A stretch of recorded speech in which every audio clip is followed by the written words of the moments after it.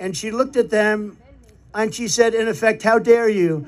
This man came in, he put up his own money, he did an incredible job. You were building it for 29 years. How dare you ask for this to be terminated? How unfair is that? Deborah James, a great Supreme Court justice. That's all I can tell you. And we won the case.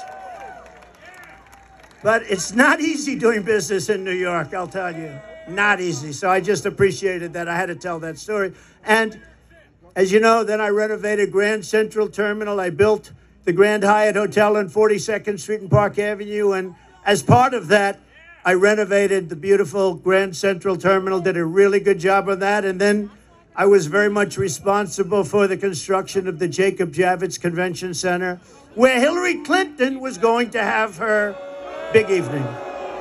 That was not good. Remember? We had the glass ceiling. You know, we built glass ceiling. She said, we're going to break the glass ceiling. It didn't work out.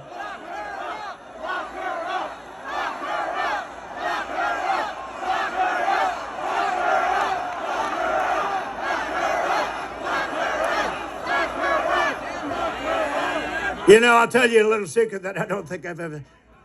I hated the concept. I said we have to get on with our country. We have to win against Russia. We have to win against China and North Korea, all the different countries we're at loggerheads with.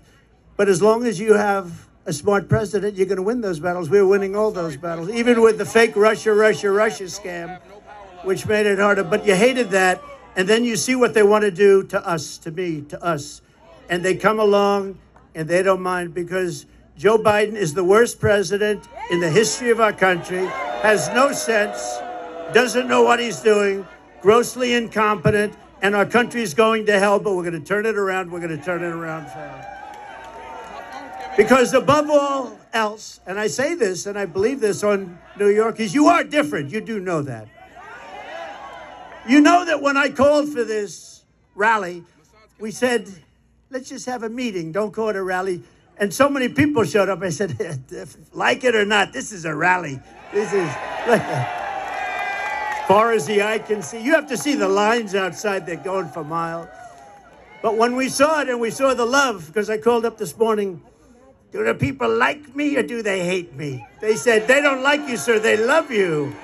Thank you. So I appreciate it. And I love you, too.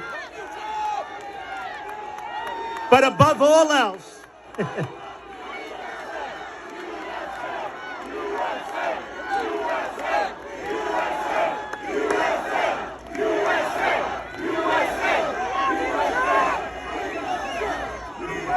boy, look at all the cameras back there. That's amazing. That's the fake news. You know, they'll say tonight, Donald Trump spoke to a very small crowd of people in the Bronx. It was a very hostile crowd, very hostile. They hated him very much. No, sometimes they're okay. You know, I agreed to do a debate with crooked Joe Biden on CNN with fake Tapper. And I think they'll be fair. Does anybody think they'll be fair? That's all right. When they said, here's your story, you can have a debate on CNN with fake Tapper as the primary host.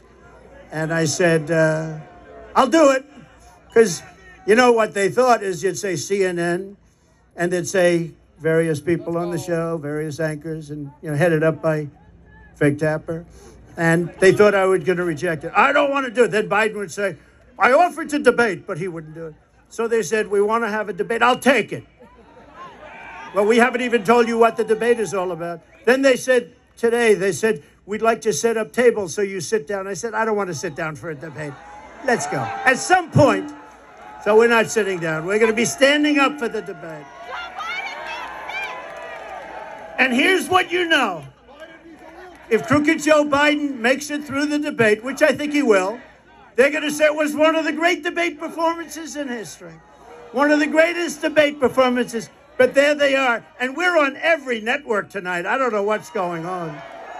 We're on Fox. We're on all of them. So have a lot of fun, but we're on all of them. So they understood. They understood before anyone how big this would be. And you got to see what's back there coming in. Thank you. Thank you.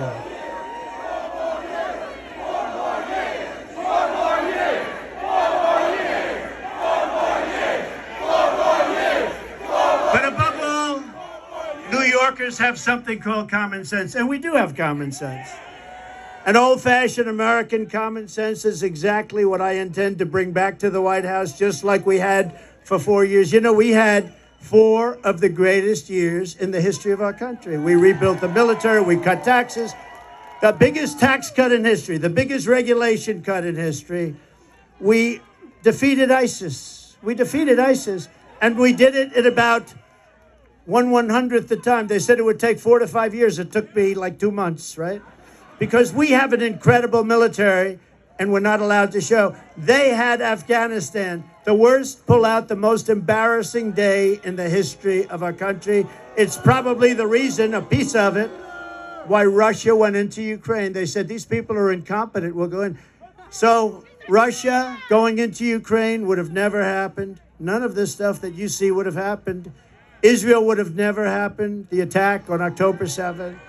And you wouldn't have had inflation. As soon as I get back into the Oval Office, I am going to pick up the phone and I'm going to call your mayor and your governor, and I'm going to say, this is President Trump, and I want to come back and help.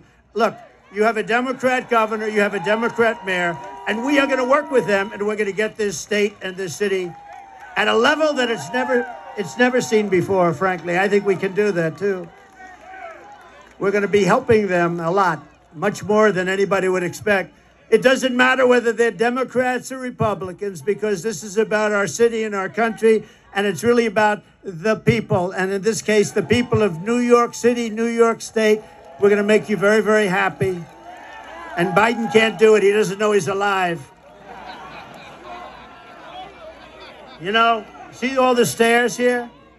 Stair, 2 of them behind me, 1 in the middle.